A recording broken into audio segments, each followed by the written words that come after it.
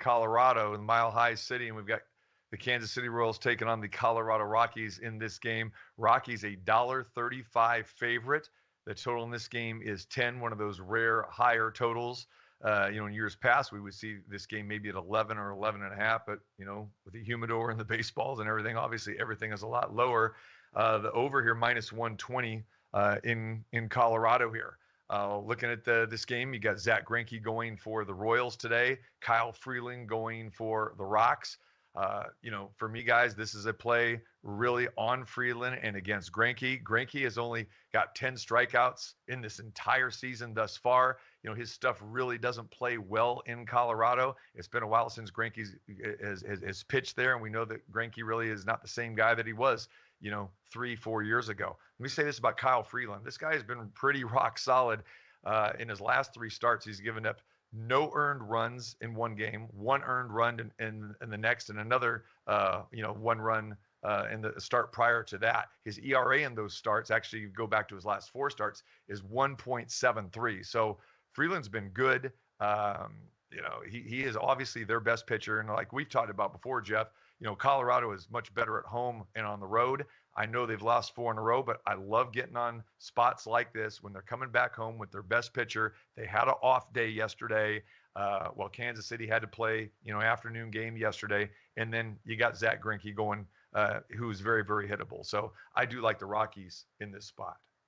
Jeff? Yeah, I actually considered this one because I've talked before about I want to back them at home. Okay, I think they're a good home team. Their numbers split-wise have been terrific at home in Coors Field as opposed to on the road.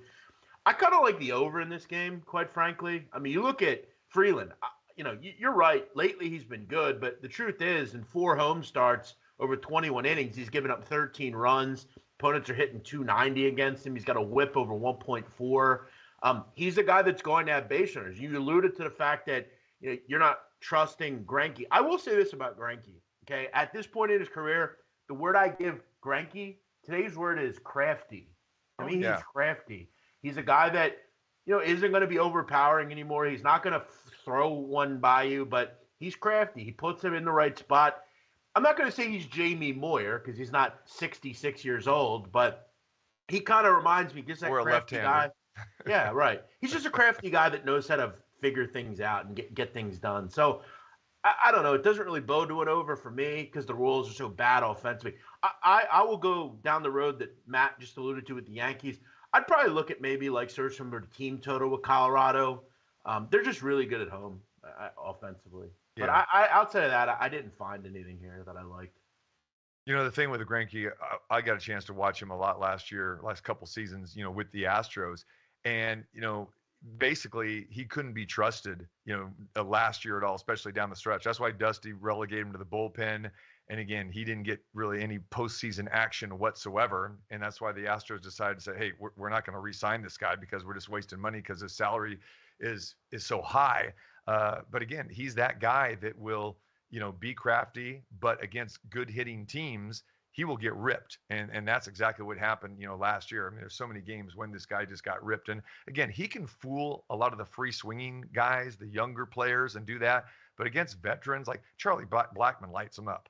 So it's, you have to be careful about Greinke. Like I said, he's not going to throw the ball over 87 miles per hour. He's going to be grunting on every pitch. And again, with that thin air, as we've seen, guys that are breaking ball pitchers or off-speed pitchers usually do not do well in Colorado. The air messes with that. So, let's remember Greinke is not that same guy that we've seen in years past. This is also real quick. This is also probably one of the first games he's going to face a really formidable lineup. Right. Detroit, the White Sox, Minnesota, Baltimore, the Guardians. I mean, a lot of for the most part, poor lineups in there. This is a tougher one. I'm interested to hear what Matt thinks on this one. What do you think, Matt? So I took the Rockies first 5. I want nothing to do with the Rockies bullpen. I want nothing to do with bullpens this season or any season. I think other than full game overs, I'm not taking a full game play in my arsenal. So I just want to go with the first 5 here. You guys have kind of talked about with regards to Greinke is a guy that just doesn't, as you said, strike people out. And I think he's cagey enough to get through the lineup the first time, and that's what the numbers show. But the second time through the lineup is when people start saying, okay, he's throwing slow, he's putting it all over the place. I just have to wait and he'll hit his spots.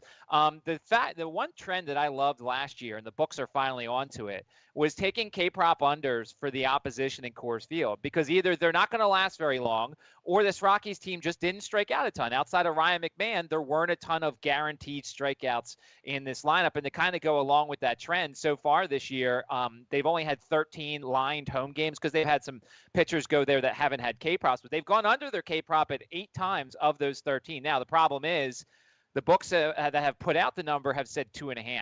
And 2.5 for a guy, even though he only strikes 1 or 2 out a game, that's one good inning. That's a couple of, random strikeouts, 1 in 3 different innings. So the books have finally caught on to one of my favorite trends last year of taking the opposition K-prop unders. 2.5 strikeouts is rarely seen in the K-prop market. But I like the Rockies' first 5. They are averaging 2 more runs per game at home than their opponents in the first 5. They're averaging almost 4 runs per game in the first 5 at home. And the Royals are 1.75-ish on the road. So give me the Rockies in the first 5 innings.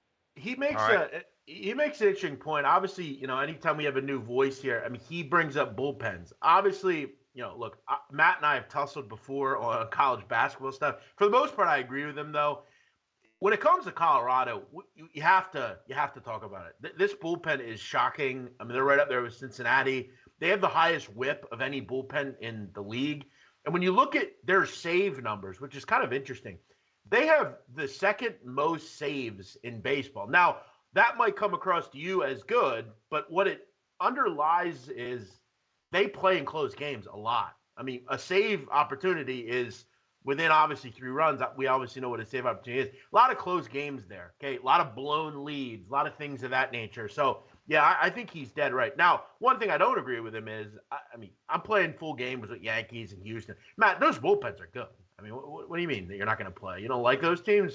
The Mets, I mean, these teams have good bullpen. Are you just saying that you are going to take the thought of relievers are relievers and I don't want to back 80% of them, 90% of them?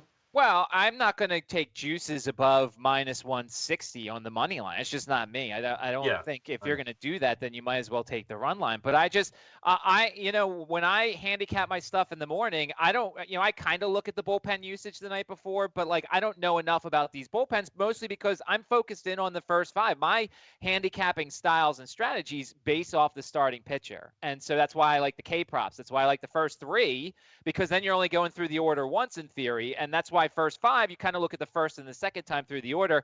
I just want nothing to do with the bullpens. Give me the first 5 innings. Let me get in, let me get out, and then I can move on to a different game. Hey, TC, I will say one thing about Matt. He is he's a guy that he definitely finds value in some of these newer ways to bet. So, for me, I'm an over-under side guy. It is what it is.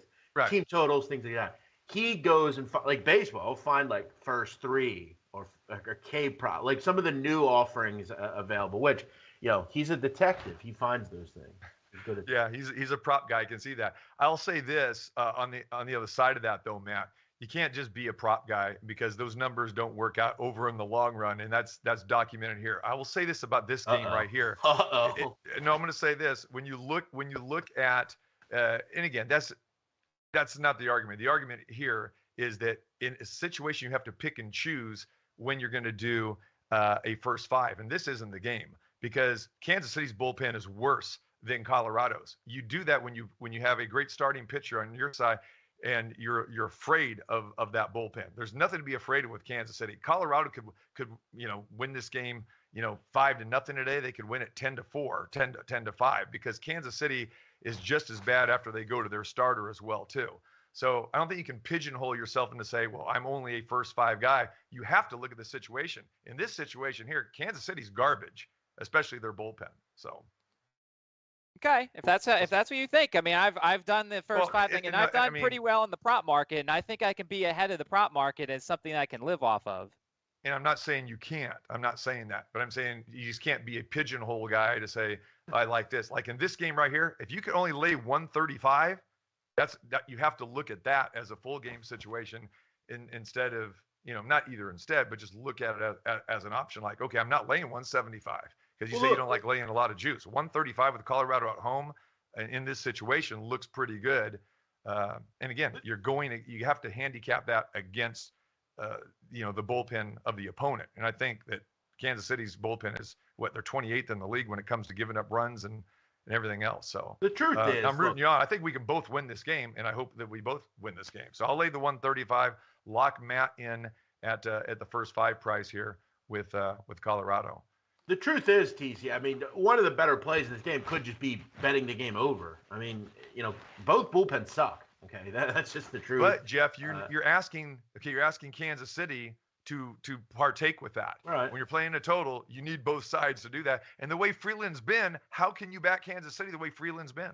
Right. Well, look, as far as how he's been terrible at home and he's been terrible in night games, which this is a double fold one. And look, Kansas City, here's what I'll say. You're not wrong. I mean, Kansas City's got one of the worst offenses in Major League Baseball. However, I mean, on the road, they're significantly better offensively as far as runs per game. I mean, they're averaging almost a run and a half more on the road as opposed to at home. So, I don't know. I hear you.